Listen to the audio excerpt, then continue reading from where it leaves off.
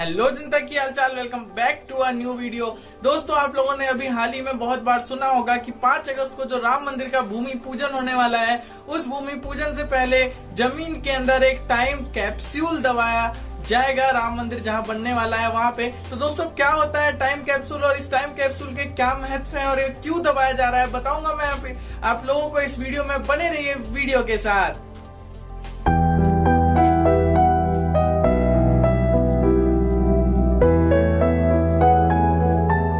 दोस्तों, सबसे पहले हम लोग ये समझते हैं कि एक टाइम कैप्सूल होता क्या है। तो दोस्तों, बेसिकली एक टाइम कैप्सूल ऐसी किसी भी चीज को कहते हैं जिसके साथ कोई ना कोई इंफॉर्मेशन को या फिर किसी एक चीज को जमीन के अंदर दबा दिया जाता है बहुत समय के लिए, कई सालों के लिए या फिर कई 100 सालों के लिए।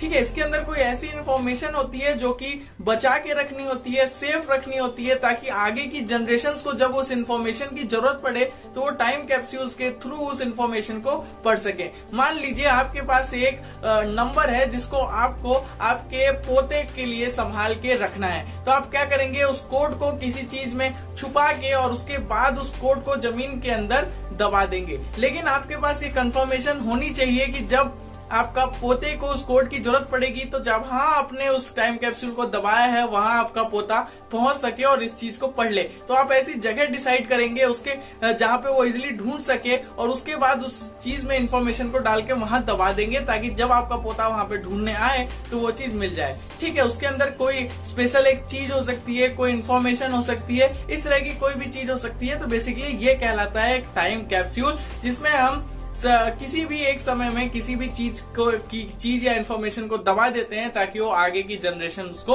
यूज कर सके। तो दोस्तों, आप लोग अच्छी तरीके से जानते हैं जो राम मंदिर का विवाद हुआ, ये इतने 100 सालों तक चलता रहा, इतने सारे इसमें केस हुए, इतने सारे वर्डिक्ट्स आए, हाई कोर्ट के वर्डिक्ट आए, सुप्रीम कोर्ट के, उसके बाद डिस्ट्रिक्ट कोर्ट के वर्डिक्ट आए, इतने सारी इसके अंदर दलीलें दी गई, सबूत पेश किए गए, इतनी खुदाई हुई, इतनी ज्यादा आलोचना हुई, इतना दंगा हुआ। सबसे बड़ी बात है, इतना दंगा हुआ, इतने लोगों की जाने गई। तो दोस्तों, इन सब के होने का मेन रीजन सिर्फ और सिर्फ यही था कि विवाद ये था कि अयोध्या की जो राम भूमि है वो राम जन्मभूमि है या नहीं है। तो दोस्तों, आगे इस तरह का कोई भी विवाद ना हो सके, आगे इस तरह से कोई भी विवाद ना फंसे, इसलिए अभी जब भूमि पूजन होगा, मंदिर का शिलान्यास होगा, मंदिर के कार्य का, उससे पहले ही एक टाइम कैप्सूल जिसमें मंदिर से रिलेटेड सारी जानकारी, साथ साथ राम जन्मभूमि से रिलेटेड सारी जानकारी, ये केस के जो इतना लंबा केस चला, इस केस के बारे में जानकारी, साथ साथ ही